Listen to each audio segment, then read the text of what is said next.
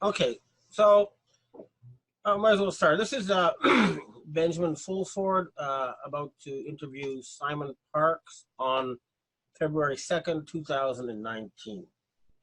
Now, let's start, Mr. Parks, with a very simple question. If somebody never heard of you, how would you introduce yourself? Like very briefly. Who do you represent? What are you doing? What is it? What are your activities? Well, I probably don't represent anybody except myself. However, I hope that some of the views and ideas I have are beneficial to humanity. So perhaps in a way, I'm trying to represent, that aspect of humanity. In terms of myself, I suppose I came to fame or infamy by going public with my off-planet experiences. My parents coming from security backgrounds. And then I think that developed to becoming fully aware that the truth wasn't being released to the general public. And so those connections that I'd made over the last 8 years, I was able to access that and start trying to get the truth out to people. So that's really what I'm about. Okay, now when you say off planet, could you be a bit more specific? Yes, so as long as I can remember. Excuse me, Ben, I've just got a bit of a cold. That's why I didn't do my Ted Mile radio show last night. Well, then we won't be too long then, I suppose. No, I'm all right. That's okay. I'm talking about interaction with mantis, draconian or draconis reptilians, feline group, some of the greys. I don't like the greys at all. Some of those, a whole range of these beings ever since I was very, very little. Okay, here's a question for people who are operating in what we call a 3D, like myself. Is that if I walk down, say, the London street, okay, I'll be able to see some Asians and some Africans and stuff, and I can tell they're real because you can see them every day. But most of us, we don't see these reptilians or these greys or whatever, shopping at the duty-free store or anything like this. So, why is that? Well, I think actually, if you went to Vegas, you'd probably see them there. Come out of Area 51, probably on a bit of a little holiday jaunt. Okay. But generally, you don't fully see them, although some people report seeing them, simply because it's been generally agreed that the humanity is not in a position yet to accept this truth. Now, I disagree with that. My point of view is that humanity needs to be told everything. We need to trust humanity and let them make the judgment. But at the moment, there's this view that the vast majority of people are children, and therefore they're just not ready to do it. So these things do go out there. They do go in disguise. They're heavily guarded or chaperoned, shall we say. And from time to time, very psychic people do see things which they report, and they even get as far as the newspapers sometimes. Okay, well, that's another question. I hear a lot of people say that when you're dealing with aliens, it's not like getting on a rocket ship or getting in a sort of warp drive and going many times the speed of light to another star, but rather it's like changing the channel on television or a different spectrum of the electromagnetic frequencies that they inhabit. What's your view on this sort of stuff? Well, I think there are what I would call real extraterrestrials, real ETs, and these are ones that live in the same time frame that we do. And I think Charles Hall, who was a weatherman in Area 51, he talked about what he called the tall whites. Now, as far as I know, these are actually real ETs, which means that they take maybe 25 years to get here. So they are operating, without being disrespectful to them, they are operating very primitive craft, actually. And those arrive here maybe 25 years, but the mantis or the draconian reptilians, they arrive via, the ones I've seen anyway, they arrive via portal. So they are able to bend time. So when they arrive, they don't take 25, 30 years to get here. They arrive far, far faster than that. Now, then the other question for a lot of us is, why can't we go to the spaceport and get a ticket on a rocket to another planet, or to the local portal, you know, and go to a different planet. What clearly we're under some form of quarantine. Well, you raised two very good points here. The same reason that I can't go and buy lots of gold on the market because I'm not an elite person, so therefore I don't have access to the elite part of it. But the other section is that there is a quarantine around the Earth. There's a double quarantine. There was a quarantine that the reptilians put on the planet because they didn't want anyone else coming in. And then recently, the good guys put a quarantine around the planet to stop the bad guys coming in. So we know recently that a probe has landed on the far side of the moon, not an American one. And although it's very primitive, it's the point that that's sending is they obviously got permission to put an unmanned probe on the far side of the moon, and they are sending a huge message to the United States of America and everyone else saying that whichever group they're in connection with has given them permission to start doing stuff on the far side of the moon. So there's a great deal going on. Ordinary people don't have access to the information, they don't have access to that, but those who are either in the special military or the secret societies, they do have access, or at least if they don't have access, Ben, they've got knowledge.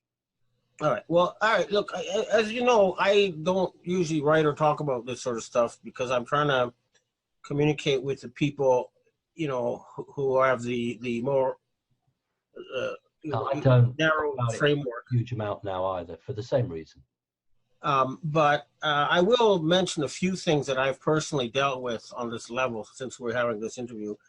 Now, you talked about the Chinese and the Asians having ET contacts. I was taken by members of a Japanese secret society that some people would equate with like a Yakuza crime gang, but they're not really. But anyway, they took me to a special temple in Ginza, and it was filled with solid gold altars, shall we call them, with strange alien writing on them.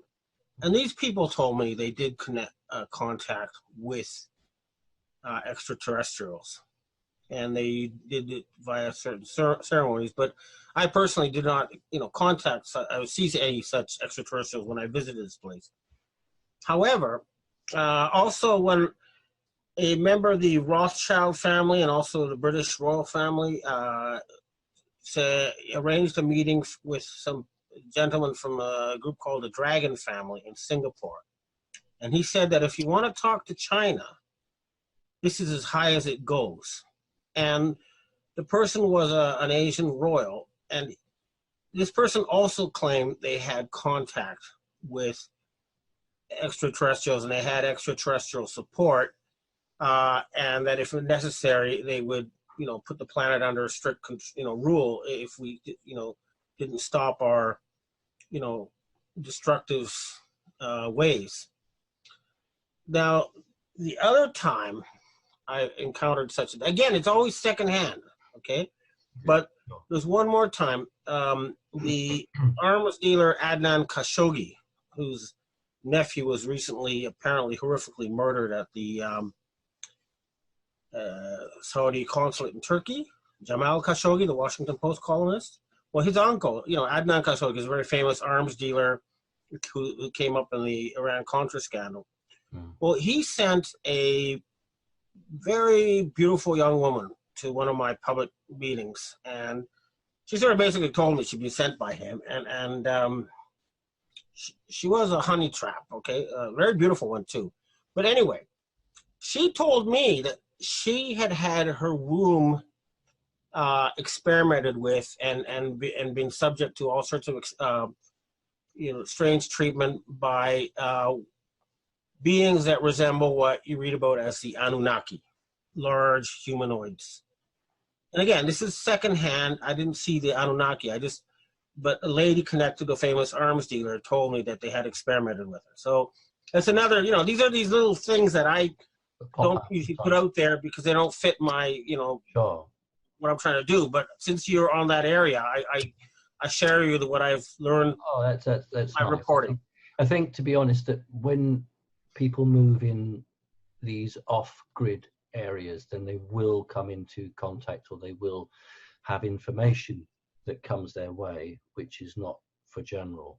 But yes, the last few years I've concentrated more on the needs of trying to wake people up, simply because my stories, whilst I'm sure they're very interesting, it doesn't, from a point of view of the world, it doesn't actually take us forward. But trying to give people heads up on warnings that I'm picking up on, a counterbalance to what's coming out in the newspapers, that I think is more helpful during this very crucial period.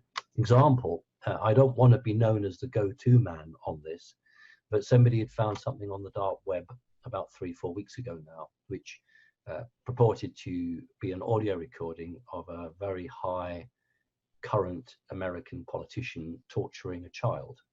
And this had been got on the dark web and sent to me. So I managed to send it on to somebody who then it went to Langley and had a look at it and came back. It only took 2 weeks. I was very impressed with that. Came back and said that it was confirmed that this was this American politician. They'd done a voice print check, and it would be added to some criminal charges that were in the production of. Yeah, so, I've seen the video, or at least a very short part before I Yeah, it's an audio. It wasn't video. Hillary Clinton, yes? No. Okay. Not Clinton. This is another one. A different one. Yes, and it's just an audio recording of a child being tortured. But that would be Podesta then. Yeah, you're on the right lines there. This stuff's out there. A lot of us are getting the same stuff. Okay, now there's another one. I've been, again, I deal with this firsthand. I have, come across a group of people who worship what we call Baal or Molech or Set or Satan, and who carry out human sacrifices. And there's plenty of whistleblowers coming out now. There's lots of evidence. And are these people, why do these people carry out these sacrifices? Are they actually contacting an entity or getting power from an entity like they say they are when they do this stuff? Depending on the ritual. There's several rituals. One would be to keep the group together. You have a disparate group of people whose only connection is through this religion. I'm going to call it a religion, just for the ease of this conversation. So part of that is to remind these people that they are under the control of and part of, and they owe their allegiance to this. There are different types of ceremonies that bring forth an entity. You know yourself that the Rothschilds perhaps once a year will form a big circle. The big heavy chair in the side is kept, and then the entity will come in there and take a report from each person around the room. The other one is literally about drinking blood. Two types of blood. There's menstrual blood, and there's also children's blood because of the chemicals that it will give. Some of that will reduce aging. Some of it is very important to some of these beings that exist in a different format within a human being. So there's loads of different rituals, and depending on who is officiating, what the purpose is, what the star planet connection is at that time, the heavens is very important. So yes, absolutely, it's a fundamental part of their not just their belief, but their control system. Okay, now is this? They still seem to be in control of this planet, but they also definitely appear to be losing control of this planet. What's your understanding of the current state of the battle for the planet Earth? Well, that's a really, really good question, isn't it? And I ask myself that not every day, but probably once a week. Mainly when I see these rather ridiculous people writing things on the internet saying the battle's over. We're all in the fifth dimension. Everything's fantastic. And then I go out and I see things which just fly in the face of that. I think there's been a huge shift away from total control. I think if we go back 10, 15 years ago, the planet was in a very, very, very cotton wool condition.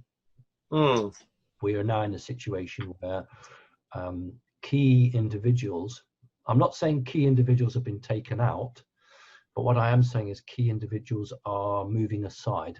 Key individuals are either retiring leaving the planet, for want of a better word, or just retiring, and there aren't the numbers coming forward to replace them because nobody wants to be the guy who gets shot at.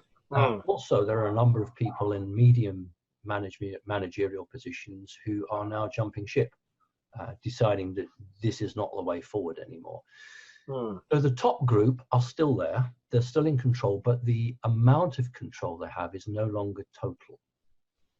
And if they've looked into the crystal ball lately, they know that their days are numbered, and yet, like an ostrich, they hope that by one more, it's a bit like Adolf Hitler, isn't it? The secret weapons. Don't worry, we won't lose the war. The Russians may be knocking at the door, but we've got a secret weapon here. And that's what they're doing. They're just hoping that something is going to come along, rather than sit around the table and say, okay, let's negotiate this. Rather than do that, they're still going down fighting. And that's not brave, that's just stupidity on their part. Where and who are these people, and who are they? Majority of them are in Europe, believe it or not. They're not in America anymore.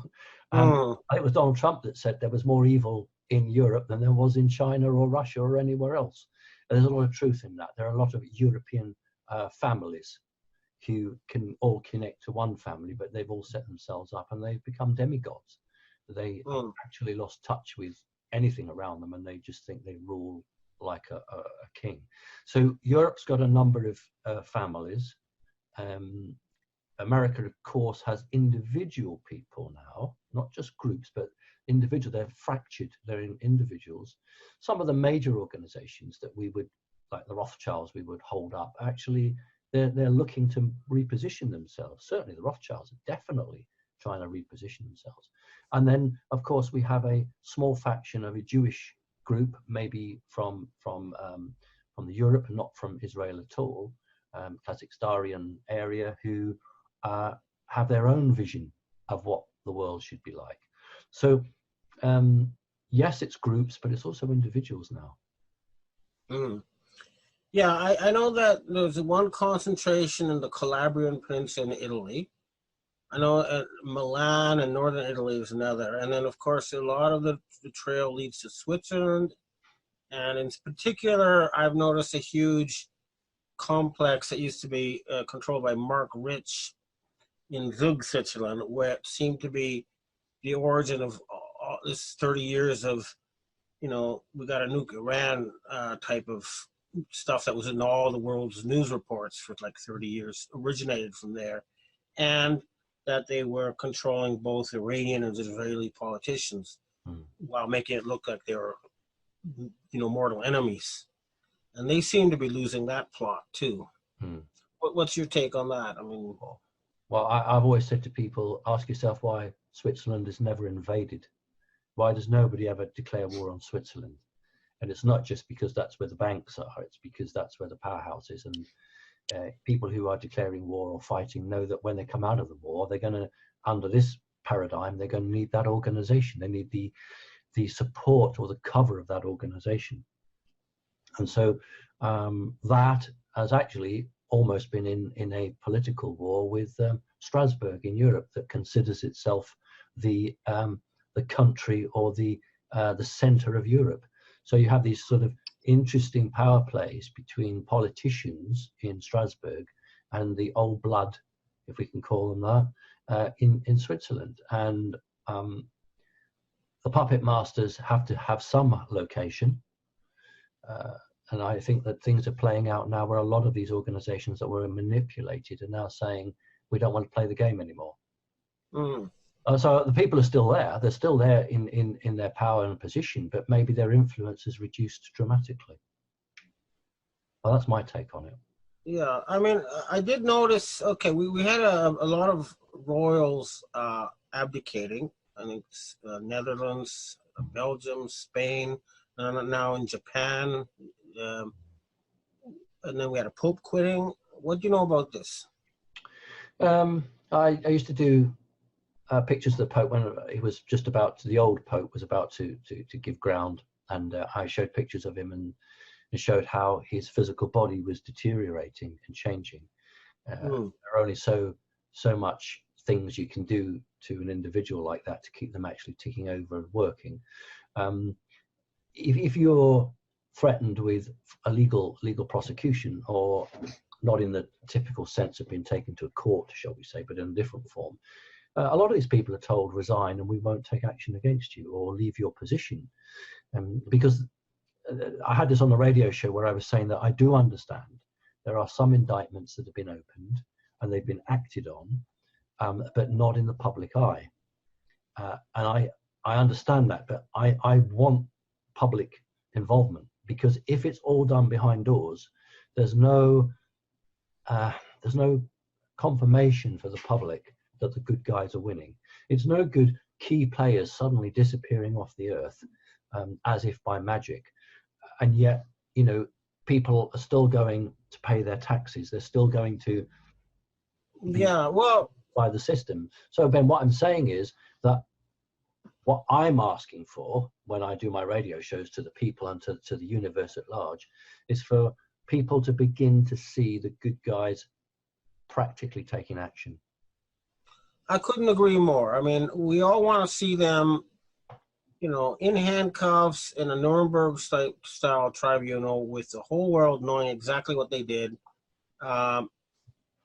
because otherwise they're just gonna, you know, replace one secret controller for another secret controller and try to put on a nice face until the sheep calm down again. I think that's what they're trying to do, you know. Right. And that's not going to work this time. I agree with you. We need to really make this happen in a visible way. I was very disturbed, for example, my sources are telling me that Nancy Pelosi was stopped from leaving the country because she was going to go to Afghanistan to get opium and then sell it in Israel and then bring back cash.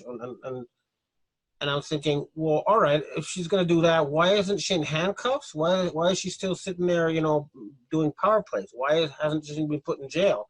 And why haven't the American people read about this in their corporate newspapers, you know?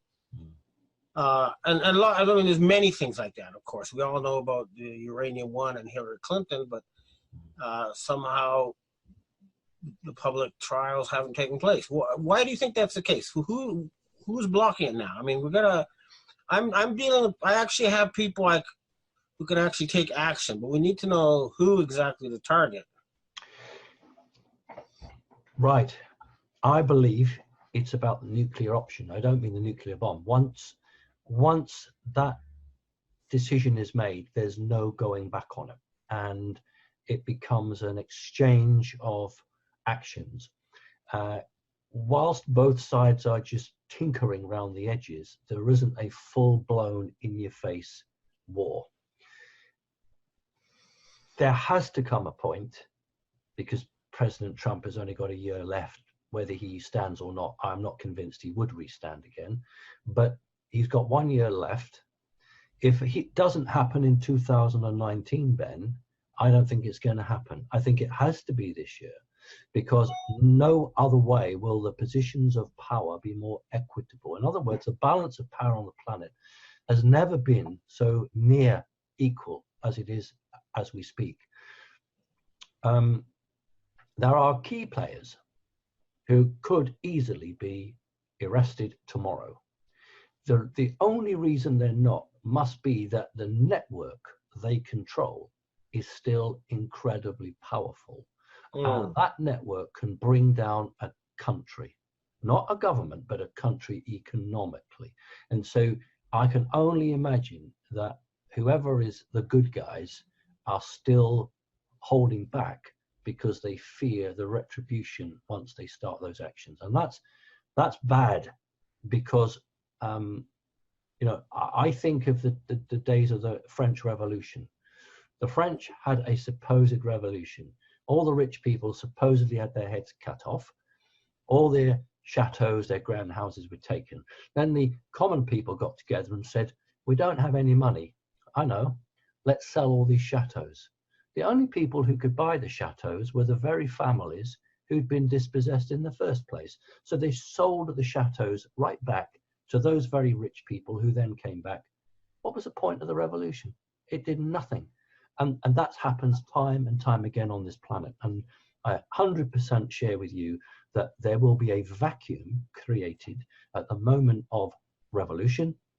The problem is are we ready to put a new system of government in with new individuals with no corrupt history, or is it just going to be retaken over again? So that's my concern. I agree with you 100%. I mean, the French Revolution was one scenario where you had a lot of chaos and bloodshed and suffering before you got a new equilibrium. Although, there were a lot of, improvements. I mean, the metric system and all sorts of other things came out of it, but,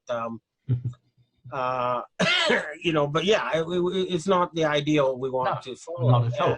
I mean, look, look at the bloody president of France at the moment. He's a ex-banker, passing laws and regulations that strangle ordinary people, and he's got no concept of of how ordinary people live. Yet this is the country that had a revolution to remove all that.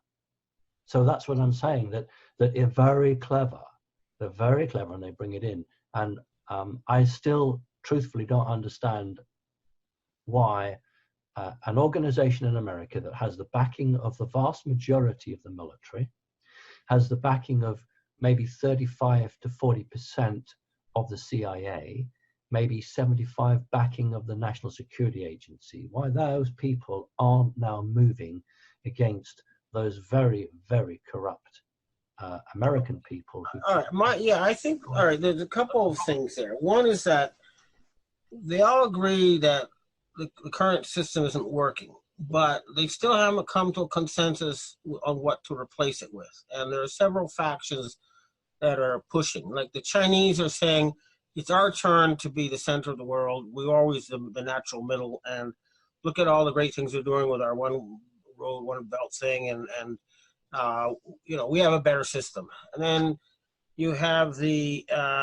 American military industrial complex with one group saying we're going to do this GESARA, global currency reset, and that's going to do it. And then you have the European royals saying, okay, the whole plan to kill 90% of the population was a mistake, so we're going to go with, carbon taxes instead.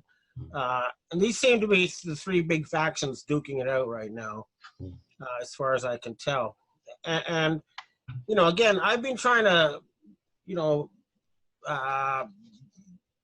convince all the different factions that at least one thing we can agree on is set up a whole new agency to plan the future for this planet and finance a massive campaign, like not, like $1 trillion type of campaign, like the one, the Chinese one, to clean up the planet, to stop the destruction of the natural ecosystems, and, to plan our future, to say, what kind of planet do we want this to be? How can we make it happen? And at least start with something like that. And that can function under any of these different systems. It's not, whichever faction wins, this idea still works. So anyway, that's what I'm personally been, lobbying for and pushing for. And I absolutely agree. Absolutely agree. I have one person that I was even talking to yesterday on Skype, heading a consortium, who have come up with a ability to refine petroleum and not produce any waste, no toxic chemicals, no outspilling of this. They've got planning permission, and they've been meeting senators, etc., etc. And I was saying to them that one of the big problems we've got is corporations don't want to go into a new world where they don't have that sort of position. But if I said you have got a method for producing oil with no pollutants, and with the profits of that you can clear landmines in Asia, with the profits of that you can build desalination plants and provide drinking water, then these corporations just move to producing these things because they still have their corporation, but they actually produce benefit for the planet. And we can't go from 0 to 60 on this earth. We can't say to people who have used money all their lives and understand profit, you can't go from that to say, tell you what, let's just have a jolly little barter trade system. They can't do that. So we've got to move this planet and the people on it gently into a new paradigm of understanding, sharing, and being part of the world they live in. So there are issues, there are new initiatives out there, but they're being squashed because they're seen as threatening. And that's what we have, this change in attitude. I've always, had the same view. For example, if you say, okay, we're going to have world peace and we're going to stop manufacturing arms, then you have some very powerful, very rich people who happen to have lots of weapons. Who are saying, wait a minute, I'm not going to, be, a homeless beggar, when I'm living in this opulent castle. I'm going to hire my goons and we're going to stop this, Yeah. So you got to say to these people, no, look, you're going to be exploring the universe and doing other things that'll be even more profitable than selling tanks to Egyptians, and then they'll go for it. You know? Totally agree. And it's not realistic for these people who live in. I suppose I'm being disrespectful, but I call it unicorn and rainbow land. We can't move this entrenched position from one to the other immediately. It's got to be through education. There's got to be carrot and stick approach. And I'm sure that there will be Nuremberg style trials where people will walk out exonerated. Absolutely. There will be people who are found not guilty. There'll be people who have found that they were being blackmailed into doing things, therefore they're not really guilty. And then there will be a small hardcore of people who are totally corrupt and will be found guilty. But in order to cleanse the energies, to bring a marker to this phase of humanity and move us on to the next phase of humanity, we need this closure. And therefore, there has to be some form of accountability. That's what I believe in. Yeah, and I think that a good place to start is with the 9/11 stuff, the World Trade Center building, because this is a sort of false flag they've been doing forever and getting away with it. Suddenly, we found out. The sinking of the Lusitania was conspiracy theory until 2014, when they finally admitted actually, it was filled with munitions. But now people find out, the aware section of the population finds out within hours if they've carried out one of these false flags. Yes. And so their old tools aren't working. Yes. But so, to get from here to there, in any case, to make this happen, there's, I think, a few key groups that are negotiating. You have the Chinese and the Americans, the public part of it, which is the trade talks between the Trump cabinet and the upfront part. Yeah. That's definitely important because, the Americans are bankrupt, and the only way that they're going to be unbankrupt is if somebody buys real stuff from them, and the only people who can do that in the necessary quantities are the Chinese. So it's a lot of American stuff's going to go to China, and that's going to help them pay their bills. That's one thing we can see already that's going to happen. Sure. Yeah. On another level, I'm talking to people in the P2 Freemasons, and I'm talking to people in the British royal family and the American, military industrial complex about getting this future planning agency started. And there's a basic agreement on all fronts, as far as I can tell. Right now, it seems to be that the blockage is originating with Pope Francis, of all places, and the Jesuits. And if we can get them on board, then it might happen. And maybe I totally agree, Ben. I totally agree. Some of the projects on the earth that I would consider to be very, very good for the earth, I know the Queen of England is personally funding through other sources. Oh yeah, they're going to make money on it, but they're actually funding projects which will bring benefit to the earth, and that's how much they've moved. Now, I am expecting Her Majesty the Queen of Great Britain to be abdicating fairly soon. I expect her to abdicate quite soon and hand the baton over. You're right about the Pope. This position where he has to take orders from the Black Pope, just as there's a black sun to our ordinary star, so this very strong satanic type control exists. The Black Pope now, he's a Venezuelan, right? Yeah. Something to do with, what do you know about what's going on in Venezuela and the Venezuelan Black Pope? Well, it's very interesting, isn't it, that you have a system where the military have done planning war games now. The American military, they can't quite go to 20,000, which is the number they're going to need.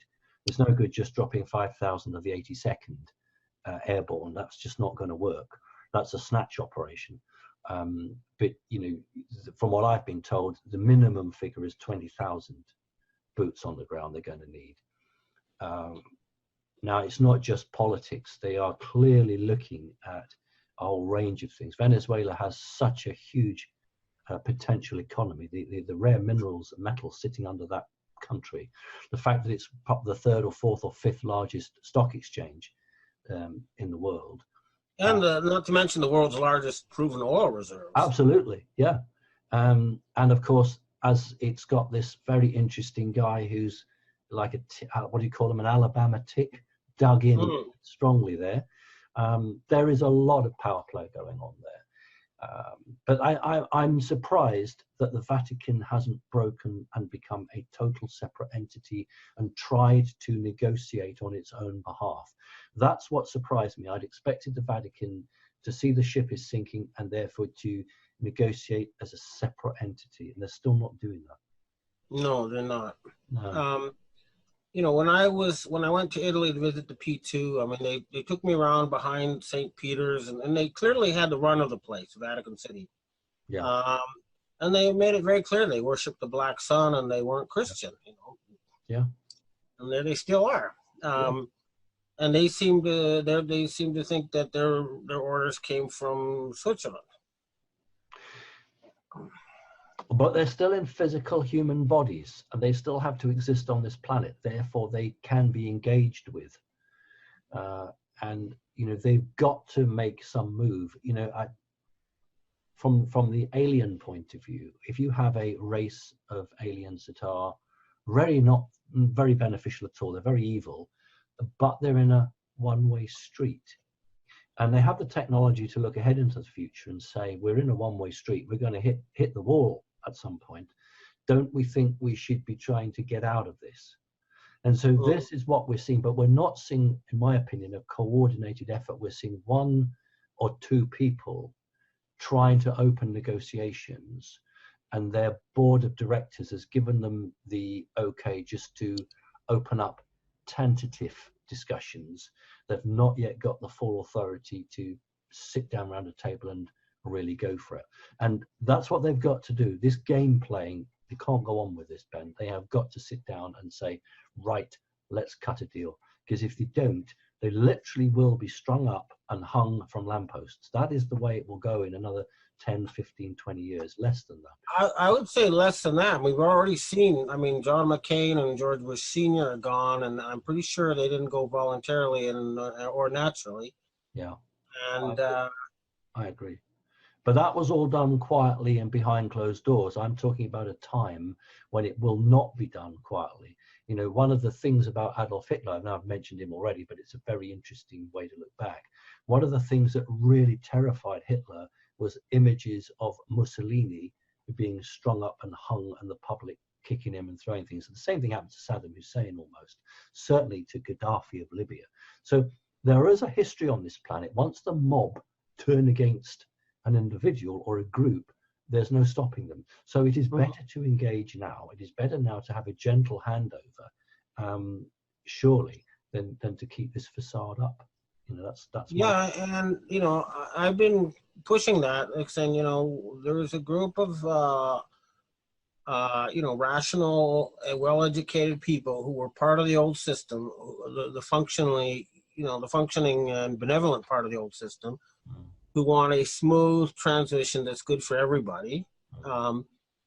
And then there's a group that just wants to lynch everybody, and then they're going to fight each other because none of them has a coherent vision of the future. And which is it going to be, you know?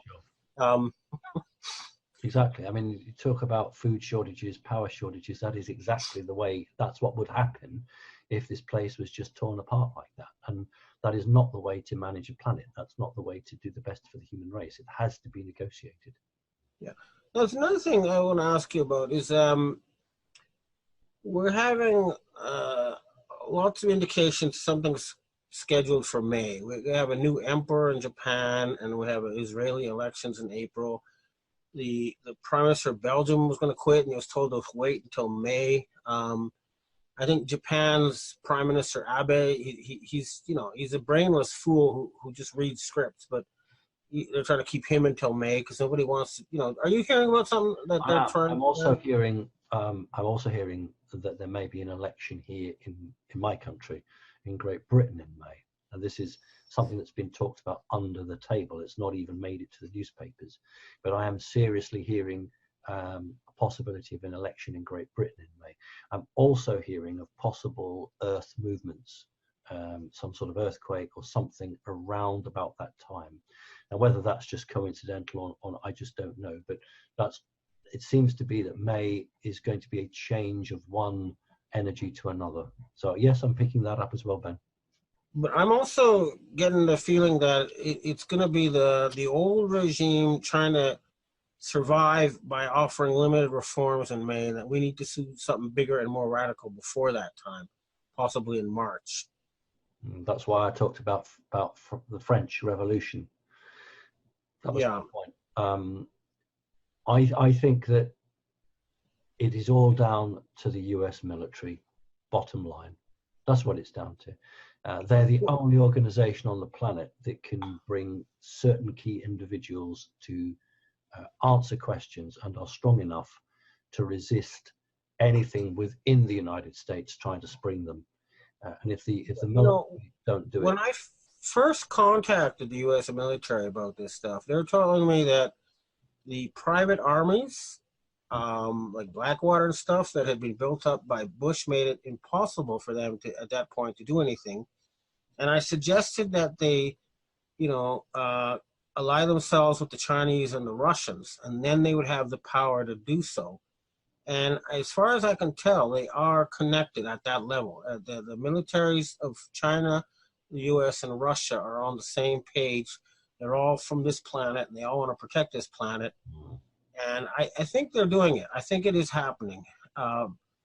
But yeah, what happened to these tribunals? They were supposed to already being started, and then said they shut down the U.S. government, they cut off the funding, and they bought themselves time until February 15th.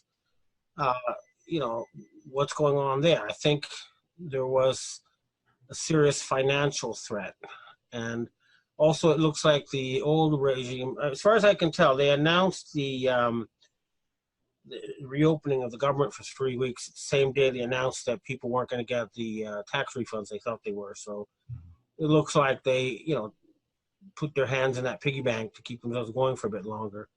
But it's a limited thing. They can't go on forever. They're bankrupt.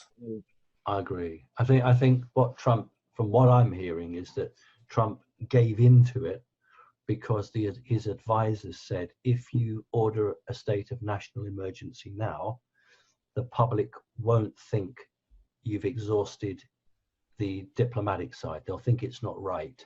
If you go through this, you give them till 15th of Feb, and then the Democrats still don't come forward, then the public are much more likely to see that you had no alternative. So whatever is going to happen, that's the thinking in his head, I'm told, that he's going to call a state of national emergency in the middle of February onwards, because he feels he's done everything he can. So there's that one aspect. The second aspect, I don't understand how an American military of 1 million men with National Guard feels that it's not called Blackwater now. They've changed the name now. But they call it Academy and whatever. They're not a problem at this point.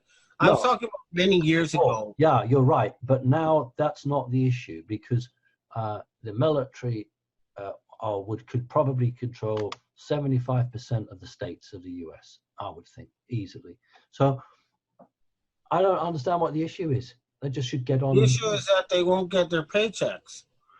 Yeah, but the thing is that I've been trying to tell them, you don't need paychecks. What you need is to physically, occupy the main, commodity transportation routes and make sure everybody's got food and basics, and then worry about a new currency after that. I mean, people, our ancestors came up with the story of King Midas, where everything he touched turned to gold and he starved to death, right? Underneath all this financial wizardry is the real world, food and shelter and stuff. And that's what you got to get your hands on. And the rest is superfluous. And I've been trying to convince them of this, yes, go ahead and let them turn off the ATMs. Just make sure you got, everything, all the logistics planned for such an event. And call their bluff. Say, all right, we don't need the funny paper anymore. Yeah, we're going to just, take it out of circulation and come up with something better. I think that what the bad guys did quite successfully over the last 6 weeks was attack the Dow Jones by hammering the Dow Jones and making it lose 3,000-4,000 points. That was a deliberate threat to the US military, who get so much of their black funding off the back of the Dow Jones. That was their threat. But my understanding is there's at least 8 weeks of money being stored away specifically to pay wages for the military. So they've got this fallback position. But again, it's because they don't control the money men. The military does not control the money. And that is the issue.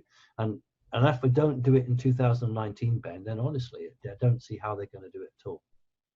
Yeah, I'm not sure why they haven't physically occupied the Federal Reserve branches. Exactly. Exactly. Do away with it. I mean, we know that a president who did try to do it lost his life, but he didn't have the military behind him. This guy, Trump, was put in by the military. Therefore, are they going back on their plan now? Are they gone chicken, or are they really going to do something about it? So, for me, it can't come soon enough. The people are ready for the truth. They're not kids. They're not children. Let them make a decision. Stop hiding from them. Yeah, I'm not in touch, but I mean, at this point, I'm getting the feeling that it's a little bit like a naked emperor as far as the corporate media is concerned, that nobody really believes their story about the king's clothing anymore, I mean, what percentage of people are still drinking this corporate Kool-Aid? I mean, it's sort of like the Soviet Union, right? At a certain point, there was a collective decision that no, communism is not going to be the way of the future, and then boom, it changed. Yes. And we're getting to that same turning point. You know the story of the 100th monkey? Yes, of course. Well, that was actually, can I tell it again? Because it's such a good story. It actually happened in an island off Japan where they put sweet potatoes on the beach so that the monkeys would come out to the beach and then they could watch them interact. And a young female macaque got the idea of washing her potato in the seawater, and I got the sand off it, and it got salt on it. And then her brother imitated her, and then their mother, and then some of her mother's friends, and then some of the lower-ranking males started doing it. And finally, the big boss male comes in, what's going on here? And she says, okay. And they all start doing it, right? And that's the 100th monkey. Yeah, but and we're reaching that point. Yeah, but also what you missed out there, Ben, was that what was proven was that, strangely, the consciousness, they found monkeys in other locations doing it as well. Monkeys that had not physically come into contact with the original group. And therefore, there was absolute evidence of a group consciousness. And that's what humanity has and doesn't yet fully understand. It has a group consciousness. It has the capability to move itself from one to another if only and that critical mass. Yeah, and we're actually, what's happening now is we have two competing group consciousnesses. Yeah. We have the old, paradigm where it was 19 terrorists who did 9/11, and Saddam Hussein was evil and had something to do about stealing oil. And then we have a whole new paradigm where it's like, we want to take control of the financial system away from these elites and fix up the planet, and we're sort of in a shift. And there's two competing paradigms, and the new one is getting stronger, and it's almost ready to take over, I think. So yeah, we're have some sort of change in the global collective conscious. It's not quite there yet, but we're close. And if we push, we can make it happen, I think.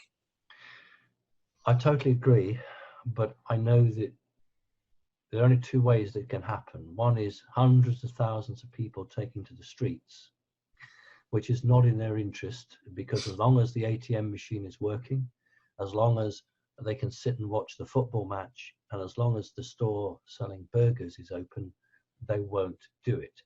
So I'm afraid it's going to fall to those people that have a higher awareness, which is the military, which are the good guys within the secret intel organizations. They've got to do it. They've got to do it. And they'll do it. The people will follow. That's a given. The people follow. Once the truth is known, they will be supported. But someone's got to be brave. 2 years ago, I did a conference just before Christmas down in the West Country here in Great Britain. And one of my slides was a dark room, a door with light coming through the door, and a woman with a hand on the door handle. And I said to the audience, that's the human race. The door is open, the light is coming through, but they're terrified to step through. So somebody's got to step through the door, turn around and say, look, I didn't die. Come through. It's better this side of the wall. That's where we really are. It's interesting because I use a similar analogy with the Japanese ruling class, where you have this lion that's been in a cage for so long. Right. Now the cage door is open, but it's afraid to go out of the cage, you know. It's exactly the same as what I've said. Exactly, Ben. Exactly. Yeah, and in their case, you know, the controllers who were murdering their prime ministers and stuff aren't in charge anymore. No.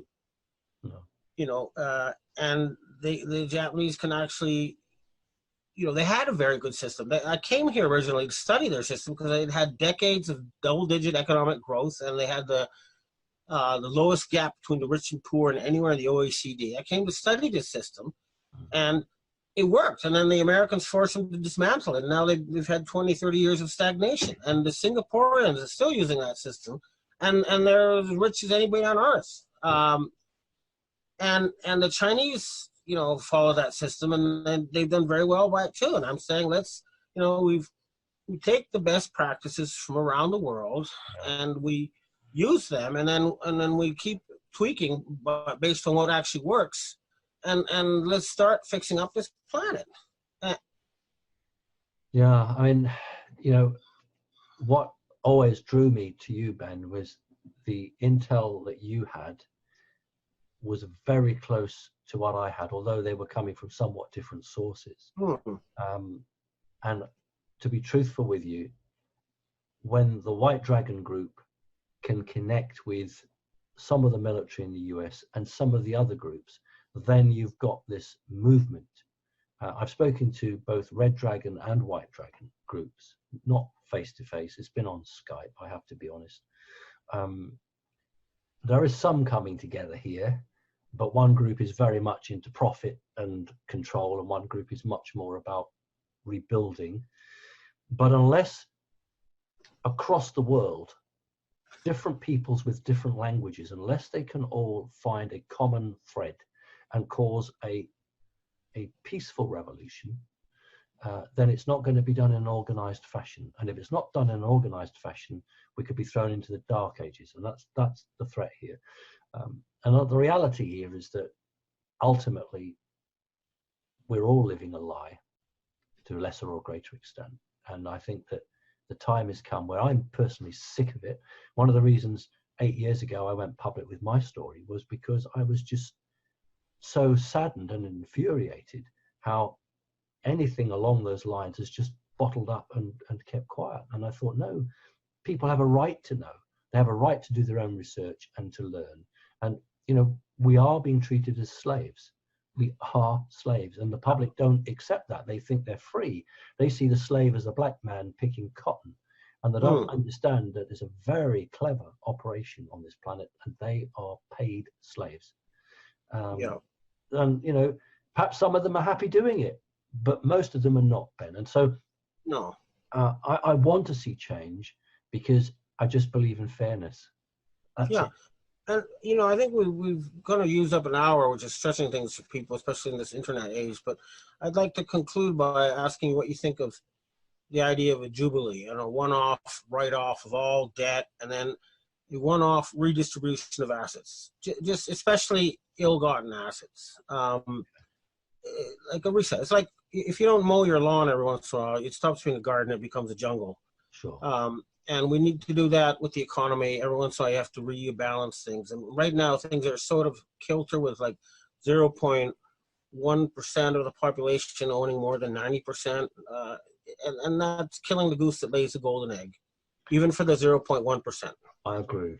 My daughter went some years ago on a demonstration in London. They lied about how many. It was 100,000 people, 100,000 people literally walking through London. And of the 100,000 people, there was a 30-second new just gave it 30 seconds on the news. And of the 100,000 people, they took a picture of my daughter. And she was the one that appeared. And her banner was, why does 1% of the population own 90% of the planet? Do you know what? She lost her job 3 days later. 3 days later. So they're very powerful, this evil group. Now, you asked a really important about the Jubilee, and I agree, but I have one caveat. I think that's exactly, and I'm up for that.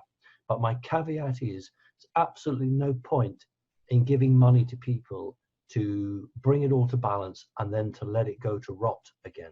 There must be education with it. So if you say to an organization, let's just say a hospital, it's been running on a loss, or you say to a guy who's sleeping homeless in the street, I'm going to give you the money, you can have a new set of clothes, and we're going to have proper food, or the hospital's going to have a new scanner. If you then walk away, they'll just collapse back again. So there has to be an oversight. There has to be, we've given you this money, make sure. Absolutely. And this is just, you know, like I say, I've studied the systems that they've got. You know, the West was really good at science and really good at military industrial warfare, but the Asians are actually better at organizing, you know, everybody working for the greater. Much better. I mean, even linguistically, the English or the European word for government means government, control minds. Yes. And in Japanese, it's matsurigoto, which means organizing festivals. Oh, I didn't know that. Yeah, and that's a much nicer idea. I mean, you know, I'm a Westerner, but still, and I'd rather organize a festival than be a mind control.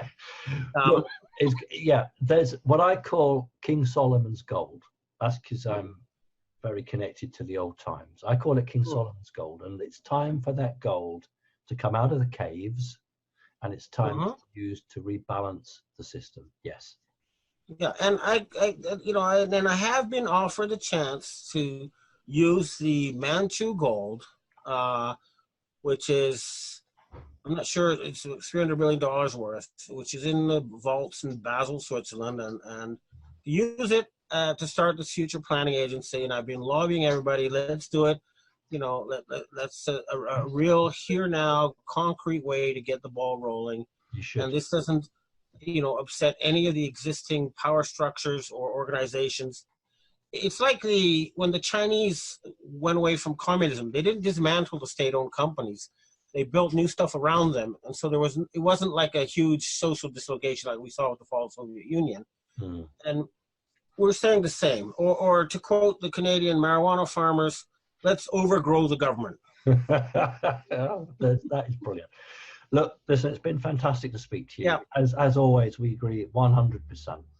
All right. Well, let's keep in touch and work together, and let's, you know, use our mutual connections to make this happen. Sure. All right. Well, thanks for talking with me.